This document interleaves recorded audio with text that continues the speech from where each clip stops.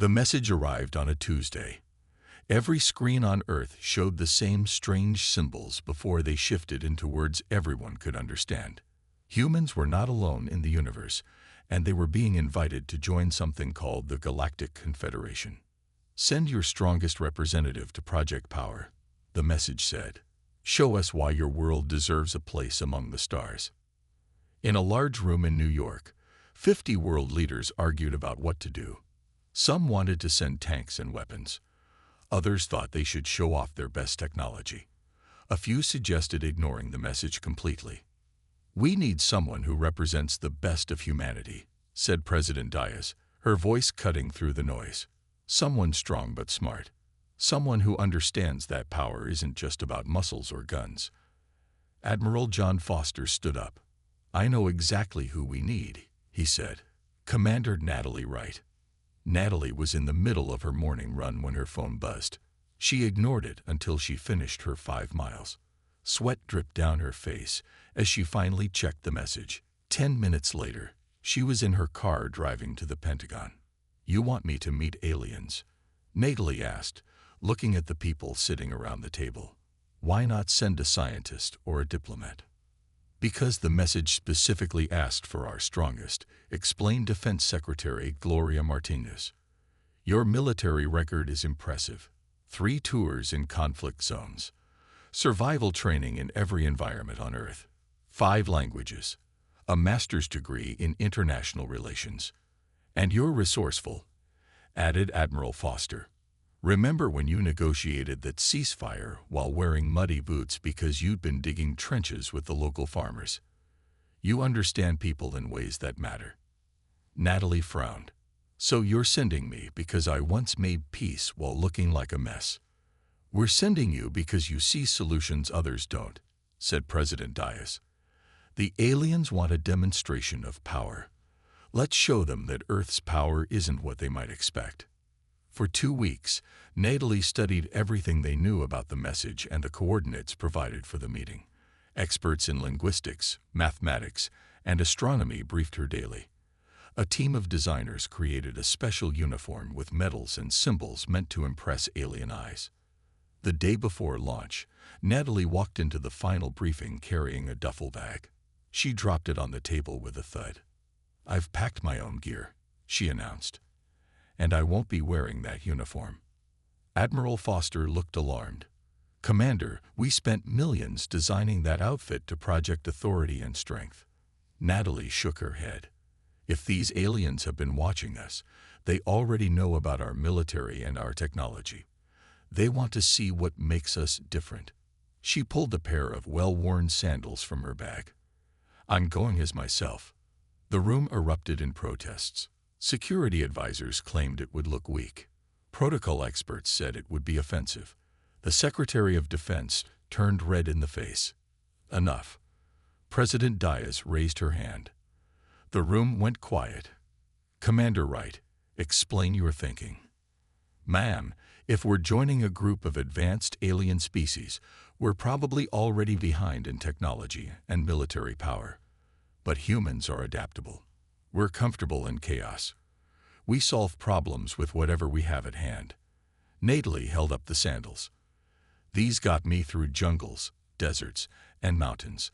They remind me that sometimes the simplest solution is the best one." The president studied her for a long moment. "You really think sandals will make a better impression than our best formal wear?" "I think authenticity will make the best impression," Natalie replied. "And I'm most authentic when I'm comfortable." The next morning, Natalie boarded the U.S. Horizon, Earth's first faster-than-light spacecraft. Captain Daniel Roberts greeted her at the airlock and tried not to stare at her outfit. Cargo pants, a simple blue t-shirt, and those sandals. "Welcome aboard, Commander," he said stiffly. "We'll reach the coordinates in 6 days." Natalie smiled and stepped onto humanity's most advanced ship, ready to represent Earth in her own way. As the airlock closed behind her, she whispered to herself, "Let's show them what humans are really made of." Life aboard the U.S. Horizon settled into a rhythm. The ship hummed with energy as it moved faster than light toward the meeting point. 20 crew members, the best Earth had to offer, worked in shifts to keep everything running smoothly. Natalie spent her mornings doing push-ups and sit-ups in the small gym area. Afternoons were for studying the alien message and learning words from possible alien languages. Evenings were for sitting with different crew members, listening to their stories and sharing her own. Captain Roberts watched her with growing confusion. He had expected her to spend every minute preparing formal speeches or practicing military drills. Instead, she seemed relaxed, almost like she was on vacation.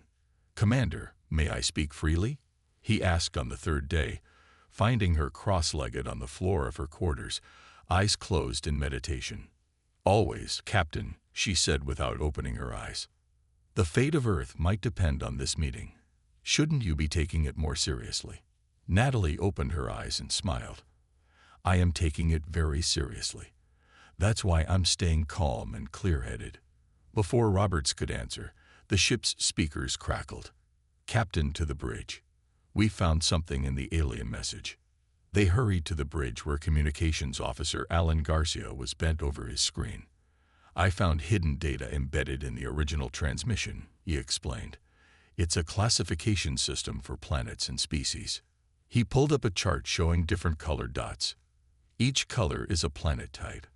Blue for ocean worlds, yellow for desert planets, green for forest worlds, and so on. "Where's Earth?" Natalie asked.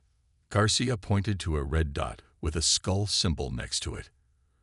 "Earth is what they call a death world, a planet with extreme conditions." Science Officer Karen Miller leaned forward. "That actually makes sense. Earth has incredibly diverse environments. Freezing poles, burning deserts, deep oceans, thin mountain air. Most planets probably have more uniform conditions. And look at this," Garcia continued, showing a new screen with diagrams of different alien bodies. "Most species in the Confederation evolved in much gentler environments than ours. So they might be physically weaker than humans," Miller said slowly. "Our muscles developed against Earth's gravity. Our lungs adapted to our specific atmosphere. Our bodies can handle temperature ranges that might kill other species." Natalie nodded thoughtfully. "That explains why they called it Project Power. They want to see our physical capabilities." "Then shouldn't you be bringing your military uniform after all?" Captain Roberts asked. "To show our strength." "No," Natalie replied.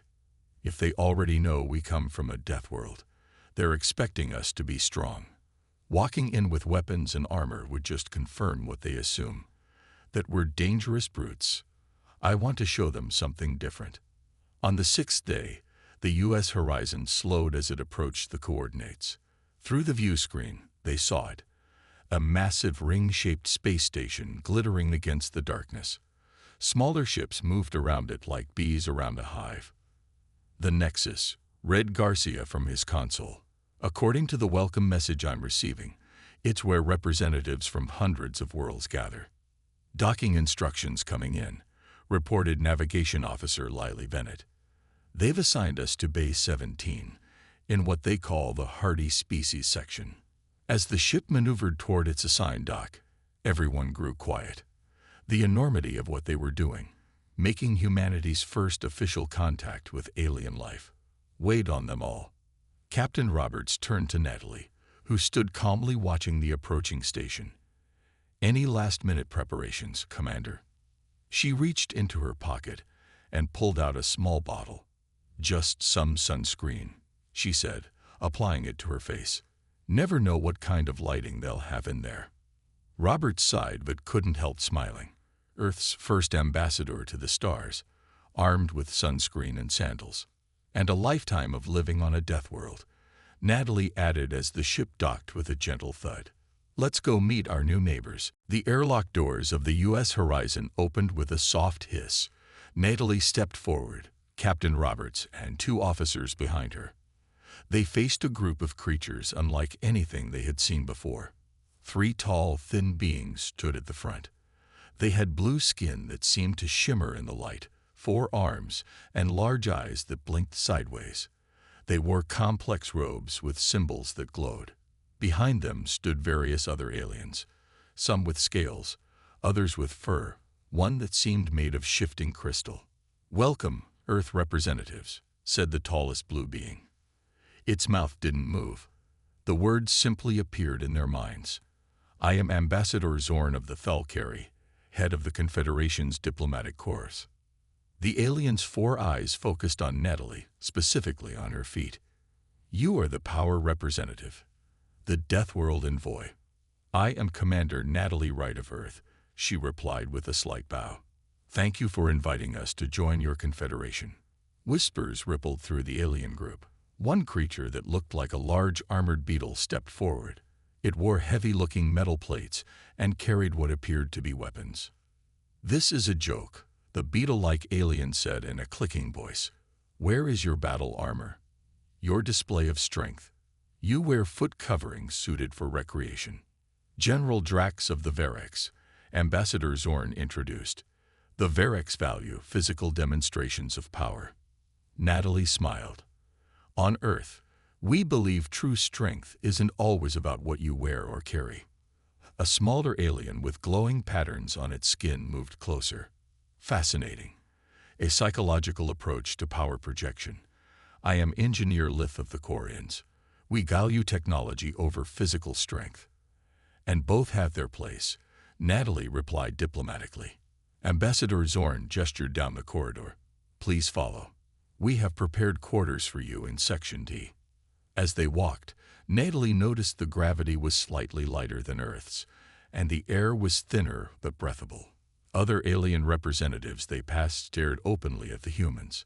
Some pressed against the walls to avoid getting too close. "They're afraid of us," whispered Officer Garcia. "We're from a death world," Captain Roberts reminded him quietly. "To them, we might seem like monsters." They arrived at their quarters, a large room with strange furniture and wall panels that changed colors. "These are adjusted to Earth-like conditions," explained Zorn. "Most species would find your normal gravity and atmosphere quite painful." "Thank you for your consideration," Natalie said. After the alien delegation left, the humans explored their new space. Everything was reinforced, as if built for creatures much heavier than themselves. The water from the taps was purified and filtered. "They really do think we're dangerous," said Science Officer Miller, testing the strength of a chair. "Because your world is dangerous," said a new voice. They turned to see a human man standing in the doorway. He looked about 40, with a beard and glasses. "Sam Peterson," he introduced himself. "I was abducted by researcher aliens 20 years ago. When they realized their mistake, they brought me here." "Another human," Garcia exclaimed. "How is that possible?" "Some alien scientists were studying Earth wildlife and accidentally picked me up from a camping trip," Sam explained. "By the time they realized I was intelligent, we were too far from Earth to return safely. I've been living here as a cultural consultant ever since." "Why didn't they contact Earth officially?" asked Captain Roberts. "First contact protocols," Sam said with a shrug. "The Confederation has strict rules. A species has to achieve faster than light travel before they're invited to join. Your recent test flight qualified Earth." Natalie studied him. "You can help us understand how things work here." Sam nodded. "And you'll need help. Project Power isn't just a demonstration. It's a test. If Earth fails, the Confederation might decide your planet is too dangerous to join." "And if we pass?" Natalie asked. "Then everything changes for humanity," Sam replied. "Tomorrow they'll explain the challenges. I should warn you. Most species come with their most advanced technology and weapons. No one has ever shown up in." He looked down at her feet. "Sandals." Natalie grinned. "Then they won't see us coming." Morning on the Nexus wasn't marked by sunshine, but by lights gradually brightening in the corridors. Natalie woke early, did her usual exercises, and ate a breakfast bar she had brought from Earth. Sam arrived to escort them to the first challenge. Project Power has 3 phases, Sam explained as they walked. Physical challenges, problem-solving tests, and diplomatic scenarios. Most species train for years before attending. They entered a massive dome where hundreds of alien representatives had gathered. At the center stood Ambassador Zorn with several other officials. Representatives. Zorn's voice echoed in everyone's minds. Today begins the physical assessment. Each habitat dome will simulate conditions from different worlds. Your task is to complete the course in each environment. Large screens showed different environments: a steaming jungle, a frozen tundra, a rocky desert, and more. Natalie noticed most aliens looking nervous at certain images. Begin preparations, Zorn announced. The alien representatives moved to their stations. The Verex warriors donned even heavier armor with built-in cooling systems. The Quarians activated personal shield devices. Other species put on breathing masks or protective suits. "What gear will you use?" asked a small purple alien with 6 eyes. "This is fine," Natalie said, gesturing to her t-shirt, cargo pants, and sandals. The purple alien blinked all 6 eyes in surprise and scurried away. "The first habitat is set to Quarian standard conditions," Sam whispered. "Hot, humid, with heavier gravity than they're used to." "Sounds like Florida in August," Natalie remarked. The first group entered the habitat dome. Through the viewing screens, everyone watched as they struggled through thick mud under a hot artificial sun. Many Verex warriors sank into the mud due to their heavy armor. The Quarians moved faster but still sweated profusely. When Natalie's turn came, she entered the dome and smiled. The air was thick and hot, but nothing she hadn't experienced during training in Earth's rainforests. She moved steadily through the course, her sandals actually providing better grip in the mud than the heavy boots others wore. "The human is not using environmental protection," observed a crystalline alien to Zorn.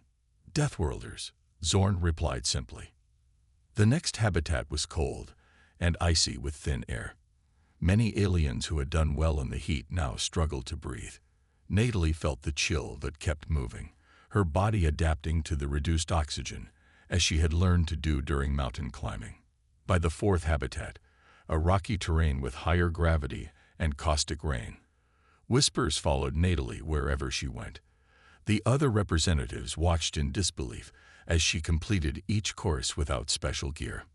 "This is impossible," General Drax complained loudly after the 5th course. "The human must be using hidden technology." "I assure you I'm not," Natalie said. "Then remove your foot coverings," Drax demanded. "Prove you hide nothing." Natalie shrugged and slipped off her sandals. Happy to.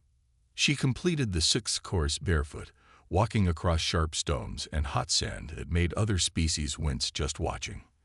In the observation area, Captain Roberts stood with Sam and Science Officer Miller. "I don't understand," Miller said quietly. "These environments aren't that extreme by Earth standards." "That's exactly it," Sam replied. "Most species evolved on worlds with very stable, specific conditions.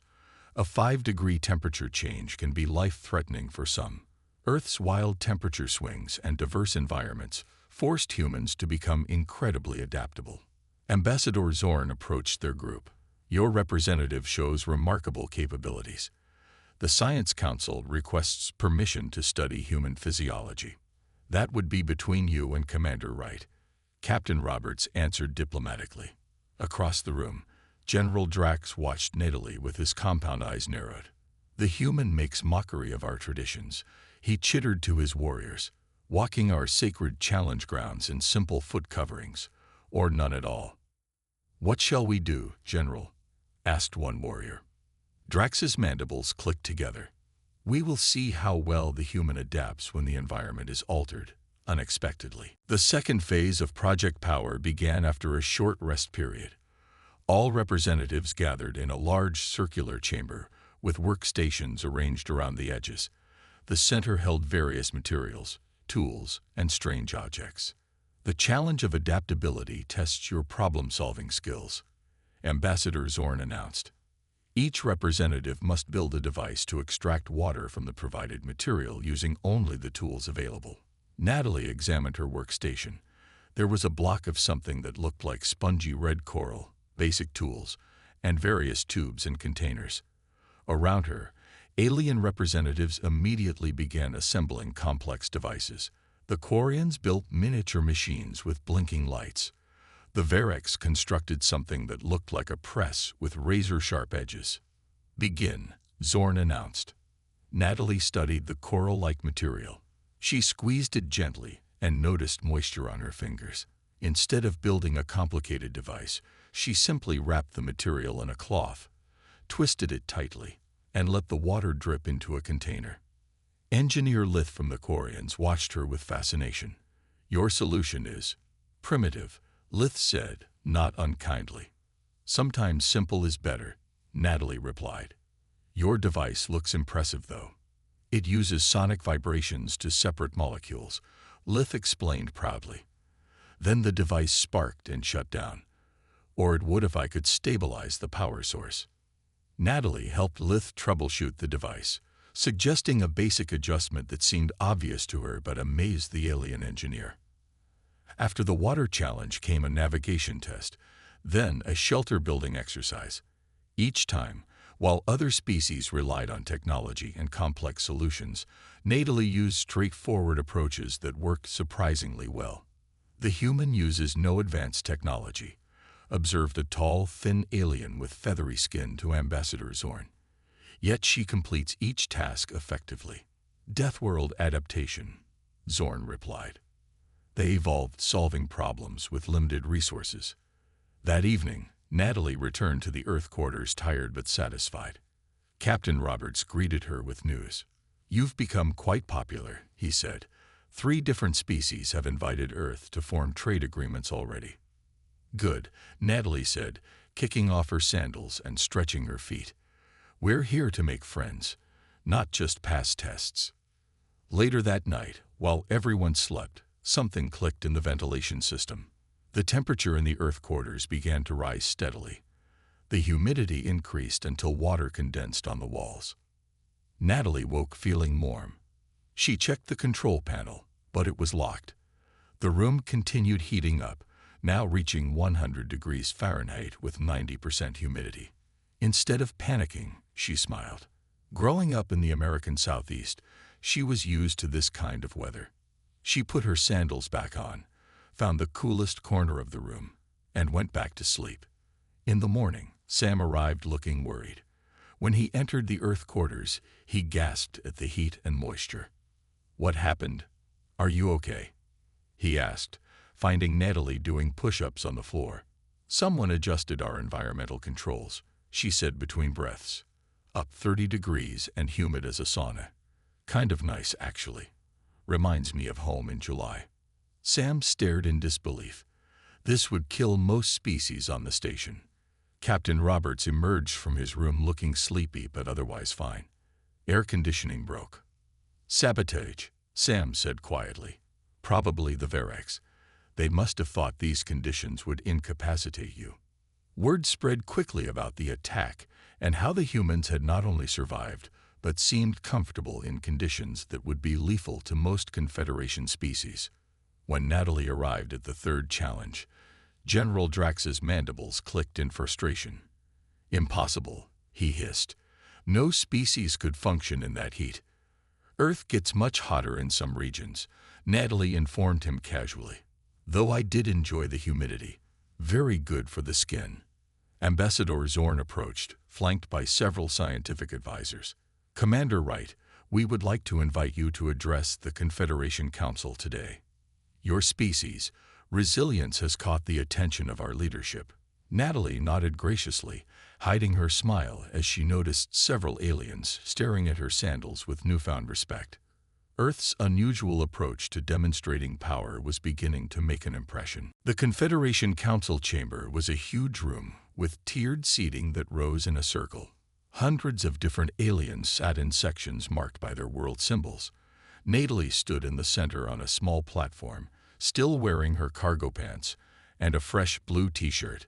Her sandals had been cleaned but remained the same worn pair she arrived with. "Representatives of the Galactic Confederation," Ambassador Zorn's voice echoed in everyone's mind. "We welcome Earth's envoy to address the council." Natalie looked at the sea of alien faces. Some appeared curious, others suspicious, a few openly hostile. She took a deep breath. "Thank you for inviting Earth to join your community of worlds," she began. "We have much to learn from you, and perhaps some things to share as well." She told them about Earth, its diverse environments, thousands of cultures, and long history of both conflict and cooperation. She explained how humans had adapted to live in deserts, jungles, Arctic tundra, and high mountains.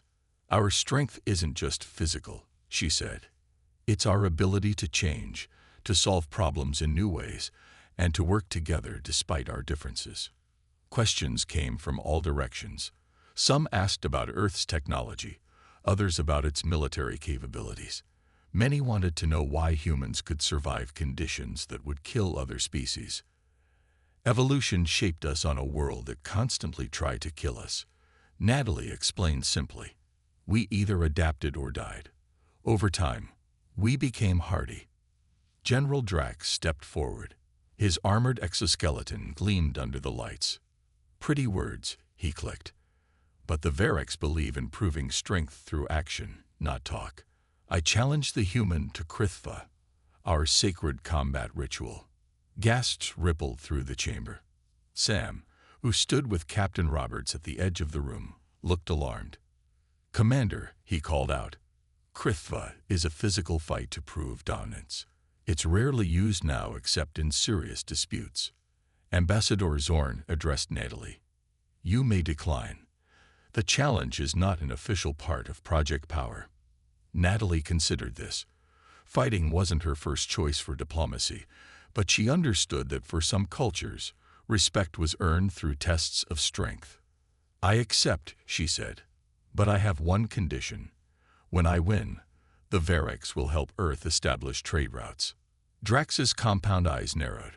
"When you lose, humans will acknowledge Variks' superiority and provide us with samples of your biology." "Deal," Natalie agreed. The combat arena was a simple circle drawn on the floor of a large chamber. The environmental controls were set to Variks' preferences: low gravity and thin atmosphere. Natalie immediately felt lighter, her movements slightly bouncy. She had to breathe more deeply to get enough oxygen. "The Variks' homeworld has 1/3 Earth's gravity," Sam explained quickly. "They're giving themselves an advantage." "I figured," Natalie said, retying her sandals more securely. General Drax entered the circle wearing minimal armor. His natural exoskeleton was protection enough. In the low gravity, he moved with surprising speed and grace. "Begin," announced a Variks elder. Drax charged immediately, his forearms reaching for Natalie. She dodged, but more slowly than she intended. The low gravity threw off her timing. Drax's claw caught her arm, leaving a shallow cut. "First blood to the Variks," announced the elder. Natalie circled carefully, studying how Drax moved. She tried a kick but missed completely, the reduced gravity sending her leg too high. Drax took advantage and swept her other leg, sending her floating to the ground. The crowd of watching aliens murmured. Some seemed pleased to see the human struggling. "You see," Drax clicked to the audience, "without their dense world to give them advantage, humans are weak." Natalie got up slowly. Instead of attacking again, she stood still and closed her eyes. She took several deep breaths, focusing on how her body felt in this strange environment. Then she opened her eyes and smiled. "Thanks for the warm-up," she said. "Now I'm ready." This time when Drax charged, Natalie was prepared. She used his momentum against him, grabbing one arm and spinning in the low gravity to throw him across the circle. The move surprised everyone, especially Drax. "Second round begins," said the elder. Drax attacked again, but this time Natalie was ready. She had figured out how to move in the low gravity. Instead of fighting against it, she used it to her advantage, pushing off surfaces to gain momentum. Her sandals gave her just enough grip on the smooth floor. The Variks warrior was fast, but Natalie was unpredictable. She bounced off the ground, twisted in midair, and landed behind him. Before he could turn, she delivered a quick strike to a joint in his exoskeleton. Drax stumbled. "The human adapts quickly," murmured Ambassador Zorn to a colleague. Drax recovered and charged again. This time, he used all 4 arms in a complex attack pattern. 2 grabbed for her legs while the others aimed for her upper body. Natalie couldn't dodge completely. One claw caught her shirt, tearing it. "You cannot win," Drax clicked. "We Varex train for combat from birth." "On Earth," Natalie replied calmly. "We learned that winning isn't always about being the strongest." She stopped trying to match his strength and instead focused on endurance. Every time Drax attacked, she dodged just enough to make him work harder. In the thin air, his breathing became more labored. The low gravity helped Natalie conserve energy while Drax expended his. 10 minutes passed, then 20. Drax's movements grew slower. The crowd watched in silence as the human in simple sandals wore down the armored warrior. "Impossible," a Varex elder muttered. "No one outlasts a Varex in combat." Finally, Drax lunged in frustration. Natalie sidestepped, caught his arm, and used his own momentum to flip him onto his back. In one smooth motion, she pinned him, pressing on a vulnerable spot where Sam had told her the Varex nervous system was exposed. "Yield," Natalie said quietly. For a moment, everyone thought Drax would refuse. Then slowly, he tapped the floor 3 times with his free claw, the Varex signal of surrender. The arena went completely silent. Natalie helped Drax to his feet. Instead of celebrating her victory, she bowed respectfully to him. "You fought well," she said. "I would be honored to count the Varex as Earth's allies." Drax stared at her, confusion in his compound eyes. "You offer friendship after combat. This is not our way." "It's one of ours," Natalie replied. As they left the arena, word of the humans' victory spread throughout the Nexus. But it wasn't just her winning that impressed the aliens. It was how she won and what she did afterward. The Earth delegation returned to their quarters to find it filled with gifts from various species, foods, artifacts, and technical manuals. Captain Roberts picked up a data crystal. "The Quarians sent engine schematics," he said excitedly. "These could advance Earth's technology by decades." While they examined the gifts, alarms suddenly blared throughout the station. Red lights flashed in the corridors. "Emergency in the primary reactor core," announced a computerized voice. "All non-essential personnel evacuate to safe zones immediately." Sam burst into their quarters. "The main reactor is destabilizing. If it goes critical, it could destroy half the station." Engineers rushed past in the corridor outside. Natalie recognized Engineer Lith among them, looking worried. "What's happening?" she asked, stepping into Lith's path. "Power fluctuations damage the containment field," Lith explained. "We need to manually reset the core, but the radiation levels are too high for most species to survive exposure." "How high?" Natalie asked. "Fatal within minutes for most Confederation species," Lith said. "The repair team will use remote drones, but they're not precise enough for the delicate work needed." Natalie thought about what she had learned about human radiation tolerance compared to other species. While still dangerous for humans, their cellular repair mechanisms were more robust than many aliens. "I could help," she offered. "Humans can withstand more radiation than most of your species." Lith's glowing patterns flashed in surprise. "You would risk your life for a station of aliens you just met?" Natalie shrugged. "That's another kind of strength we value on Earth." Captain Roberts stepped forward. "Commander Wright, I cannot authorize this risk." "With respect, Captain," Natalie replied. "Earth sent me to show what humans are made of. This is how we demonstrate real power." She turned to Lith. "Let me change shoes first.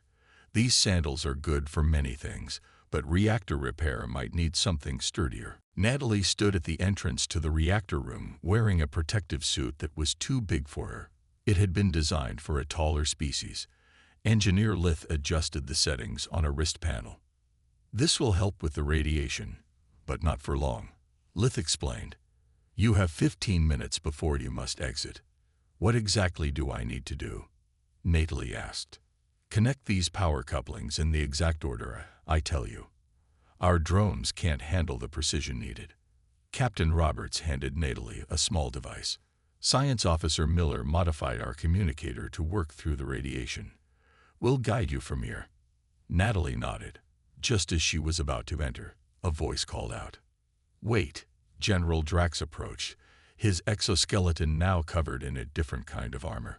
I will assist the human. You don't have to do this, Natalie said. The Variks do not owe debts, Drax replied. You spared me humiliation in combat. I will not let you face danger alone. Together, they stepped into the reactor room. Heat hit them immediately. The massive core pulsed with unstable energy. Through her communicator, Natalie heard Lith's instructions. The coupling panel is on the far wall. You must cross under the main conduit.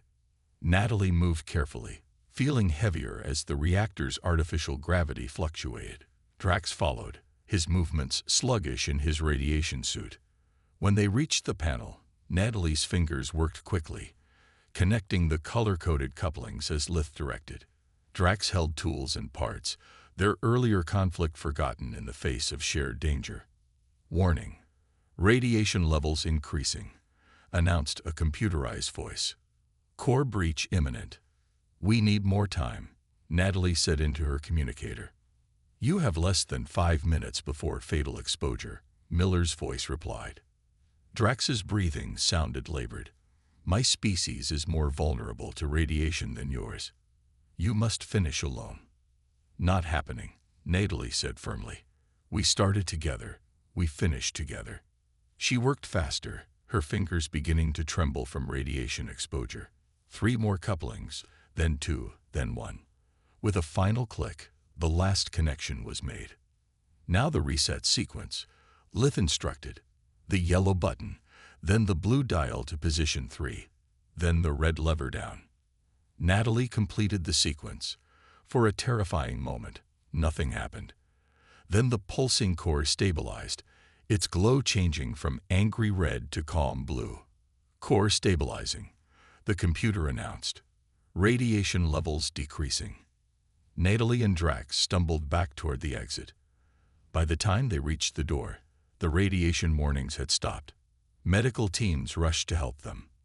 As the adrenaline faded, Natalie suddenly felt very tired. She woke up hours later in the medical bay.